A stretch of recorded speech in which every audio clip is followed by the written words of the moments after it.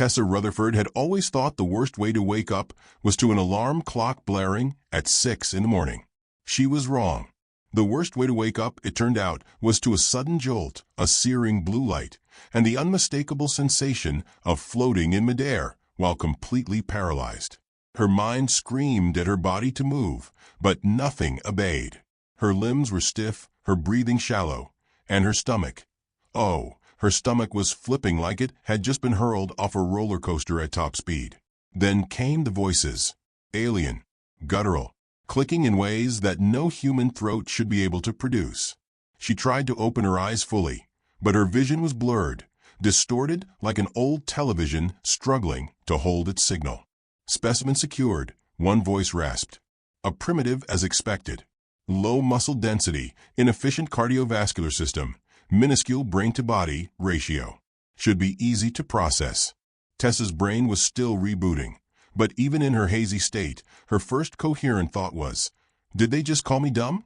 The paralysis faded slowly, leaving a deep ache in her limbs. When her sight adjusted, she found herself in what could only be described as the ugliest room she'd ever seen. The walls were smooth, metallic, and curved, like the inside of a giant steel egg. The air was sterile, unnaturally crisp, and carried the faint scent of something chemical, something unsettlingly close to a hospital. Tessa finally managed to sit up, rubbing her temples. The last thing she remembered was leaving her auto shop late at night, locking up, and heading home. Then nothing. No bright beams in the sky, no ominous figures sneaking up behind her. Just a gap in her memory, filled now with the horrifying realization that she wasn't on Earth anymore. A low chime sounded, and a section of the wall dissolved into an archway. Enter her captors. They were tall, very tall. The shortest among them still towered over her, their elongated heads and dark, glassy eyes making them look like something out of a bad 50s sci-fi flick. Their skin had a glossy sheen, like wet stone, and their arms ended in two long fingers that moved with unsettling precision. One of them, clearly in charge, regarded her with the dispassionate curiosity of someone inspecting a broken appliance. "The specimen is awake," it announced, its voice a mix of clicks and synthetic undertones. Tessa groaned. "Yeah, the specimen is awake. And she has a headache the size of the moon. Who do I talk to about that?" The aliens exchanged glances. One of them lifted what looked like a small metallic rod, pressing a button. A surge of energy rippled through the air, and suddenly Tessa's whole body locked up again, her muscles seizing painfully. Defiant, the leader observed. "No kidding," Tessa wheezed as the paralysis faded. "Sorry, but I don't tend to wake up in weird metal rooms and start taking orders from creepy space lizards." The leader's head tilted. "We are Zarnathians. You have been selected for labor integration. Your cooperation will ease your transition." "Labor integration?" she repeated, mind still catching up. Oh, you mean slavery. You kidnapped me to be a space janitor or something." Another alien spoke, its voice slightly softer, as if attempting patience. "Your species lacks interstellar capabilities. Your civilization is underdeveloped. Your potential contributions will be assessed accordingly." Tessa let out a dry laugh. "Great. So you're saying my entire species is the equivalent of toddlers, and I just happen to be the lucky one abducted for forced labor? Wow. Fantastic. 5 stars, best alien abduction experience ever." The leader didn't seem to appreciate sarcasm. "You misunderstand. We do not require your intelligence, only compliance." That sent a chill down her spine. Tessa was stubborn, but she wasn't stupid. She had no weapons, no idea where she was, and no way to escape.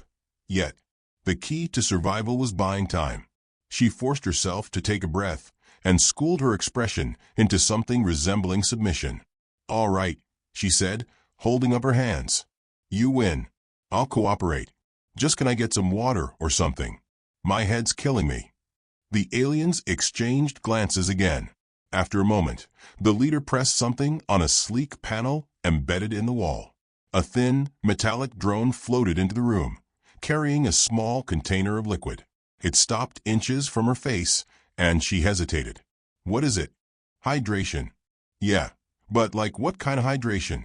Is this going to melt my throat? The alien stared at her, unblinking. With a resigned sigh, she took the container and sniffed it. No, immediate stench of death. She took a tentative sip and nearly gagged. It tasted like a combination of salt water and battery acid.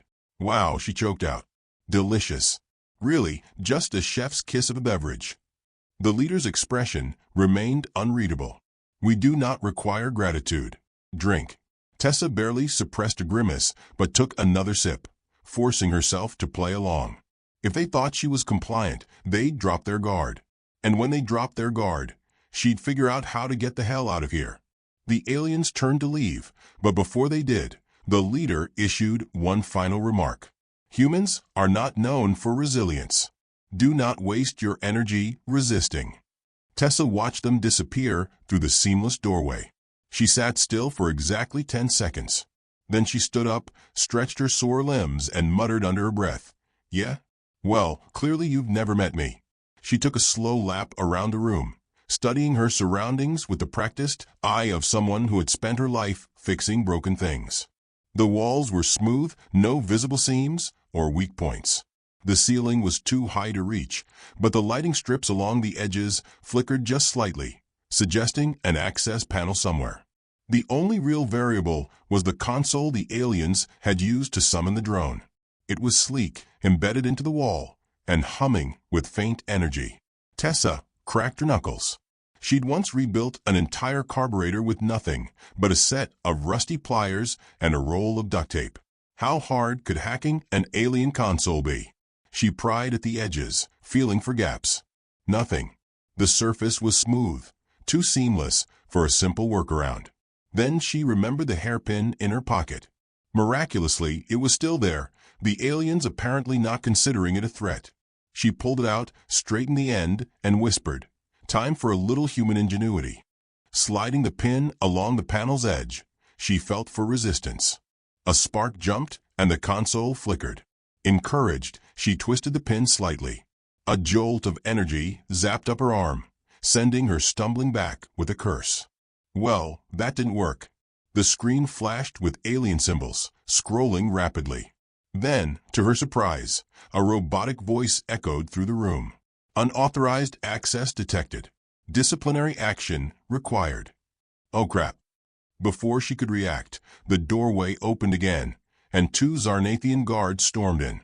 Tessa barely had time to register the shock sticks they carried before one of them lunged. She dodged to the side, barely, but caught the tail end of a strike against her shoulder. Pain exploded through her nerves, white-hot and searing. She hit the floor, her limbs momentarily useless. One of the guards loomed over her. Compliance is not optional. Tessa gritted her teeth through the pain, eyes flicking toward the console. Her little stunt had done something. The power flickered ever so slightly, and the hum beneath her feet suggested a shift in energy flow. She just needed another shot at it. The guard pressed a control on its wrist, and her muscles locked up again in a wave of forced paralysis. They thought that was the end of it. They were wrong, because Tessa Rutherford wasn't just some helpless, docile human. She was pissed off, and she was about to make these aliens deeply regret underestimating her. Tessa Rutherford had spent her entire life dealing with problems that required a wrench and a little creative swearing. This was the first time she'd ever had to solve one while being hunted through the corridors of an alien warship. Her legs ached from running, her lungs burned, and her right shoulder still tingled from the shock baton hit she'd taken earlier. But none of that mattered. What mattered was that she had slipped past the guards, jammed one of their doors with a stolen energy rifle, and was now crouched behind a metallic storage crate, trying to hack a panel with a hairpin and a handful of spite. The Zarnathians had made a mistake. They had assumed she would break, that she would accept her fate like every other prisoner before her. But they had underestimated 2 critical things: human ingenuity and her absolute refusal to take orders from anyone who looked like a discount sci-fi villain. The stolen rifle hummed against her back where she had strapped it with a torn strip of fabric from her own shirt. She wasn't entirely sure how to use it yet, but she'd figure it out if she had to. Right now, she was more interested in getting the damn panel open. The hairpin sparked against the internal wiring, and she muttered under her breath, "Come on, work with me here." A soft beep answered her, and the screen flickered to life. Alien symbols scrolled across it, indecipherable but beautiful in a way, like glowing ink swirling through water. She had no idea what she was doing, but that had never stopped her before. She started pressing buttons at random. The first press made the lights in the corridor strobe violently. The second made a strange, high-pitched chime echo through the hallway. The third apparently shut off gravity for a full 5 seconds. Tessa flailed as she suddenly floated off the ground, crashing into the ceiling before slamming back down the moment gravity returned. She groaned, rubbing her side, and muttered, "Okay, maybe not that one." Somewhere down the hall, she heard shouting. They were coming. With a deep breath, she gritted her teeth and pressed one more button. A mechanical voice echoed through the ship. "Warning. Containment breach detected in Sector 4. All personnel report immediately." Tessa had no idea where Sector 4 was, but she hoped it was far away. The sound of footsteps retreating told her that at least some of the guards were running off to investigate. Good. That gave her time to move. She pushed herself up and bolted down the corridor, sticking close to the shadows where she could. The ship was massive, an endless maze of sleek walls and glowing control panels. Every turn looked the same, but she was starting to get a feel for the patterns, where guards were stationed, where security was tightest, and more importantly, where they were keeping the other prisoners. Because if she was going to get out of here, she wasn't going to do it alone. She found the detention block by accident. One wrong turn, and she nearly ran straight into another Zarnathian guard. She barely had time to react before she did the only thing she could think of. She swung the stolen rifle like a baseball bat.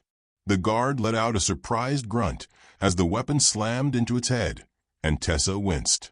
"Oh, you are not as durable as you look." The alien collapsed, groaning, and she wasted no time yanking its control pad from its belt.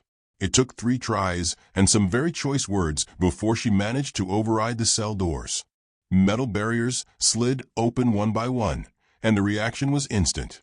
Confusion, fear, and then slowly realization. She had just let out at least a dozen prisoners, all of varying species. Some were small and wiry, others large and imposing, but all of them bore the same weary, hopeless expressions, until they saw her. A human. A free human. Tessa held up a hand before they could start panicking. "Okay, listen up. I don't have time for a big speech, but long story short, we're getting out of here. You in." For a moment, there was silence. Then, a voice from the back, gravelly, skeptical. "You're serious?" "As a heart attack." A low murmur rippled through the group. Some of them looked doubtful, but a few, just a few, had that glimmer of hope she needed. A small blue-skinned alien with wide eyes and twitching fingers stepped forward hesitantly. You're one of the Terrans, aren't you?" Tessa frowned. "Yeah. I've heard stories about your kind," the alien murmured, eyes flicking toward the unconscious guard on the floor. "They say you're unpredictable." Tessa grinned. "Damn right we are." That seemed to be enough. The first step was arming everyone. Most of the prisoners had nothing but rags on their backs, but that didn't mean they were useless. The large reptilian-looking alien ripped a panel off the wall like it was made of paper and fashioned a makeshift shield. Another, a 4-armed insectoid, started rewiring the console to disrupt the ship's internal security. They weren't soldiers, but they were survivors, and survivors were dangerous. Tessa took point, leading the way through the halls with the stolen rifle. Every turn was a gamble, every step a risk, but somehow, miraculously, they avoided immediate detection. The distraction she had triggered was still keeping the bulk of the guards occupied elsewhere. It wasn't until they reached a large open chamber, some kind of docking bay, that things went sideways. A siren blared. Tessa cursed. So much for sneaking out quietly. The doors slammed shut behind them, and within seconds, a dozen Zarnathian guards stormed in, weapons raised. At their center stood a tall figure, draped in dark metallic robes. Tessa didn't need an introduction to know this was someone important. The commander's voice was sharp, authoritative. "Surrender now, and I will ensure a swift resolution." Tessa lifted her stolen rifle and shot out one of the overhead lights. Sparks rained down, and for a moment, the commander flinched. She smirked. "Yeah, see, that's the problem. I don't do surrender." The next few moments were chaos. Energy blasts ricocheted off the walls as prisoners scattered, some diving for cover, others charging headfirst into the fray. Tessa ducked behind a crate, popped up just long enough to fire off a few shots, then dropped back down as a barrage of return fire lit up her surroundings. She had no idea what she was doing, but she had played enough video games to get the gist. A massive, scaled prisoner tackled one of the guards, knocking their weapon loose. A second prisoner, a small, wiry creature with glowing eyes, swooped in and grabbed it, immediately turning it against the Zarnathians. It was working. Somehow, against all odds, they were winning. Then the commander stepped forward, lifting a device in his hand. Tessa didn't know what it was, but the moment it started glowing, every nerve in her body screamed bad. She lunged forward, yanking a discarded blade from the floor, and hurled it with everything she had. The blade struck the device, sending it skittering to the ground just as it emitted a pulse of energy. The shock wave knocked her off her feet, and for a terrifying moment, she couldn't breathe. Then the air rushed back into her lungs, and she pushed herself up, dazed but alive. The commander was less fortunate. He staggered, clutching at his chest, before collapsing. The remaining guards hesitated, their morale visibly shaken. That was all the opening Tessa needed. She grabbed the nearest comm panel, slammed a fist against it, and barked into the speaker. "To whoever's running the show, listen up. We're done playing nice. Open the damn bay doors, or I swear to every god you believe in, I will crash this entire ship into the nearest star." Silence. Then a beep. The massive doors at the far end of the bay slid open, revealing the vast, endless stretch of space beyond. Tessa grinned. "That's what I thought." She turned to the others. "Time to go." One by one, the prisoners piled into the nearest shuttle. Tessa climbed in last, slamming the hatch shut behind her. As they lifted off, leaving the warship behind, she let out a breath she hadn't realized she'd been holding. They weren't free yet, but for the first time, they had a chance. The ship was in chaos. Tessa could hear it in the alarms that blared through the corridors, in the frantic shouts of Zarnathian officers barking orders at their scrambling subordinates. What had started as a desperate escape had turned into something much bigger. The prisoners were no longer running. They were fighting, and they were winning. Tessa had never led a rebellion before, but it turned out she was a fast learner. The moment their stolen shuttle had been forced to turn back, thanks to an unexpected security lockdown that had sealed the docking bay mid-launch, she had pivoted without hesitation. Escaping the ship wasn't an option. Not yet. So, instead, she had decided to take the whole damn thing. With her stolen rifle slung across her back and her newly acquired sidekick, a jittery, unwilling Zarnathian engineer named Gristow, trailing behind her, she sprinted through the smoke-filled hallways, dodging stray energy blasts. Gristow, small and wiry with nervous, flickering bioluminescence along his arms, was panting as he struggled to keep up. "This is madness. You cannot simply seize control of a Zarnathian warship."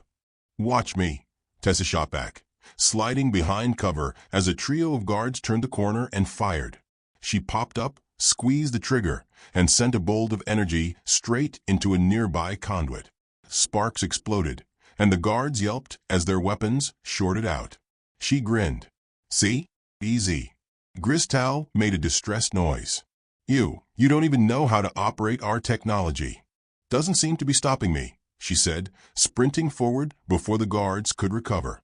Gristow muttered something about statistical improbabilities under his breath, but followed.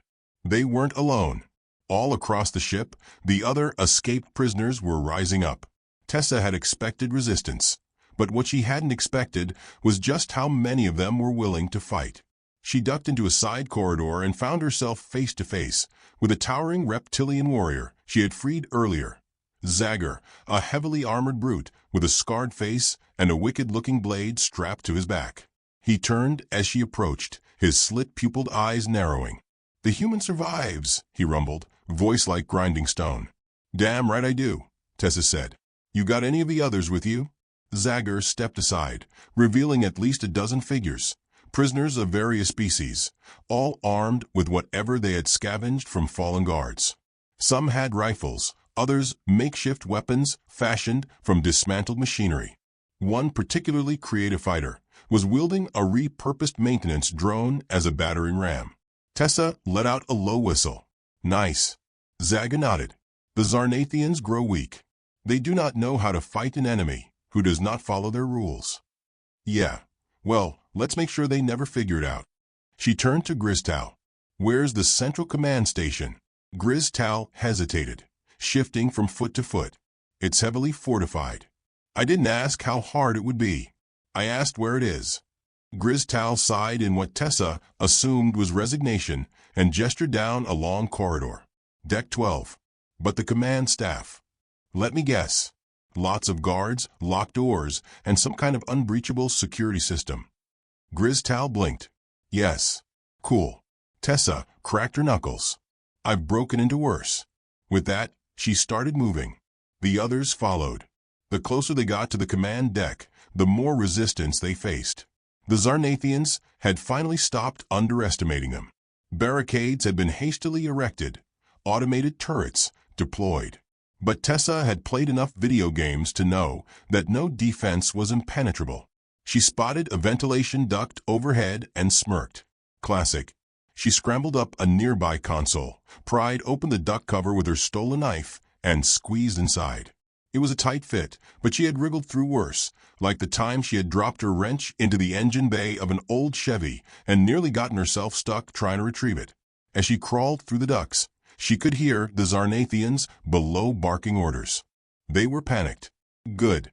She reached a grated opening that overlooked the command center. The room was filled with high-ranking officers, all of them monitoring displays filled with reports of failing systems and rogue prisoners overtaking the ship. The captain stood at the center, barking out orders in a rapid, furious tone. Tessa grinned. Time to make an entrance. She braced herself, then kicked out the vent cover and dropped onto the nearest officer. The impact sent him sprawling, and before the others could react, she leveled her rifle at the captain. Surprise donkeys. The room froze. Tessa cocked her head. "I'd love to say take me to your leader, but that seems redundant, huh?" The captain's mandibles twitched. You are the human." Tessa gave him finger guns. "That's me. This is unacceptable. You are a single primitive." "Yeah, and yet here I am, ruining your whole day." Before he could respond, the doors burst open, and Zagger and the others stormed in. The Zarnathian officers scrambled, but they were outnumbered. Tessa turned back to the captain. "So here's what's going to happen. You're going to order your men to stand down. You're going to deactivate all security measures. And then you're going to give me full control of this ship." The captain scoffed. "Ridiculous." Tessa leveled the rifle at the nearest console and fired. The screen exploded in a shower of sparks, and the captain flinched. "I wasn't asking." For a long moment, the captain didn't move. Then, slowly, he pressed a command into his control panel. The alarm ceased. The security feed flickered and then displayed a single message. "System override. Control transferred." Tessa grinned. Good choice. The battle was over. The prisoners cheered as Tessa stepped up to the main console. The ship was theirs. Griztal approached cautiously. What now?" Tessa exhaled. She had been running on pure adrenaline. But now, reality settled in. They had won the ship, but that didn't mean they were safe. She looked at the navigational controls. A grin spread across her face. "Now," she said, "we take this thing home." The bridge of the stolen warship hummed with tension, the glow of alien monitors casting strange shadows over the gathered rebels.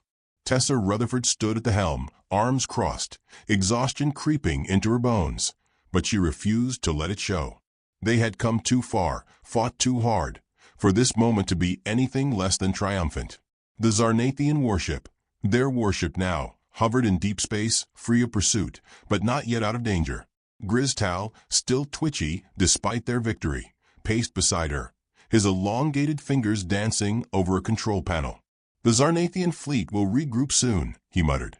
"They won't allow this humiliation to stand." Tessa smirked. "Then they should have built a better security system." He groaned, rubbing his temples. "You don't understand. They'll send an armada. They'll—" A deep, rumbling laugh interrupted him. Zagor, leaning against the wall with his massive arms folded, bared his sharp teeth in something resembling a grin. "Let them come. I have waited for the chance to sink my claws into them again." Tessa shook her head. "No one's fighting an armada, not today. We're getting the hell out of here." Griztal blinked. "To where?" "We cannot simply fly through Zarnathian territory without consequence." Tessa grinned. "Watch me." Her fingers danced across the console, bringing up a navigation map. She wasn't a pilot. Hell, she had barely passed her driving test as a teenager. But she knew one thing about oppressive empires. They loved bureaucracy, which meant somewhere in this system, there were shipping lanes, blind spots, and access codes that could get them past enemy detection. "Here," she said, pointing to a barely marked trade route. "We take this path, cut across the gas giant's magnetic field, and boom, nobody will see us slip out." Griztal stared. "That is the least efficient route possible." "Exactly. Which is why no one will expect us to take it." Before he could protest further, a warning chime blared across the bridge. Tessa turned to the main screen. Her stomach tightened. A fleet. Not just a few ships. Not just a squadron. A fleet of Zarnathian warships, their sleek, curved hulls gleaming under the distant light of a dying star. The lead ship was massive, easily 3 times the size of their stolen vessel, bristling with weapons that could tear them apart in seconds. Griztal made a strangled noise. They found us." Zagor growled low in his throat. The other rebels shifted uneasily. Tessa exhaled slowly. Then, to everyone's horror, she grinned. She reached for the ship's communication system, flicking it on. "Attention, you scaly bastards," she said, her voice carrying through the void of space. "This is Tessa Rutherford, captain of—" She glanced around. "Actually, we never named this ship, did we?" Zagor rumbled. "The Devourer of the Weak." Griztal shuddered. "The Eternal Whisper." A small, reptilian prisoner chimed in. "The Screaming Star." Tessa considered. Then she shrugged. "This is Captain Rutherford of the Screaming Star." She turned back to the comms. "We appreciate you showing up in such big numbers. Real flattering. But if you're thinking of getting revenge, you might want to reconsider." Silence. Then a voice, sharp, precise, dripping with contempt. "This is Admiral Verexon of the Zarnathian fleet. You have stolen Imperial property. Surrender immediately." Tessa leaned against the console. "You mean our ship?" "Sorry, but we just redecorated. Kinda getting attached to the place. You are outnumbered. Outgunned. If you resist, we will reduce you to drifting atoms." "Yeah, see, I'm calling BS on that." She tapped a button on the panel. "Because if you had the upper hand, you would have fired already. But you haven't. Which tells me something." More silence. She smirked. "It tells me you have no idea what I did to your security systems." Griztal shot her a "what are you doing" look, but she ignored him. "See, before I left your command center, I installed a few little surprises," she continued, letting the lie roll off her tongue effortlessly. "Didn't have time to be fancy about it, but I'm pretty sure if you so much as think about firing on us, one of your warships is going to go up like a 4th of July barbecue." Admiral Verexon's voice was ice. "You are bluffing. Want to test that theory?" A long, tense pause. Then the Admiral spoke again. "You will not escape Zarnathian judgment, human." Tessa grinned. "Then come and get me." The transmission cut.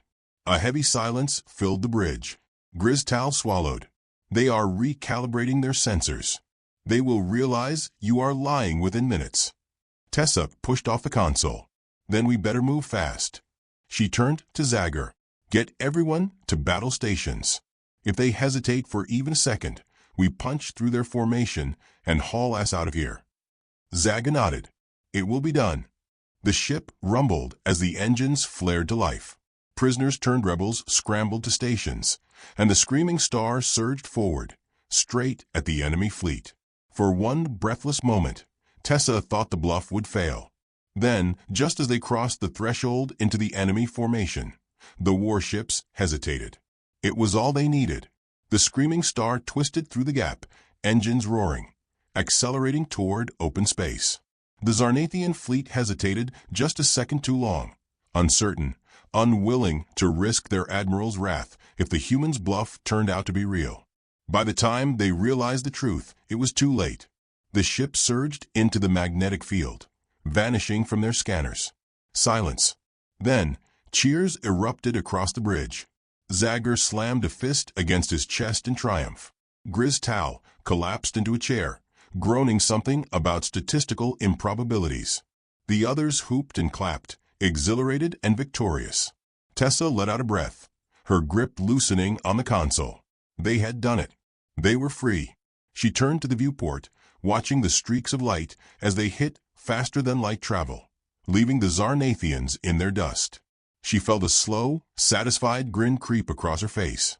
The Zarnathians had stolen her from Earth, believing she would break. Instead, she had broken them. And now the whole galaxy would know.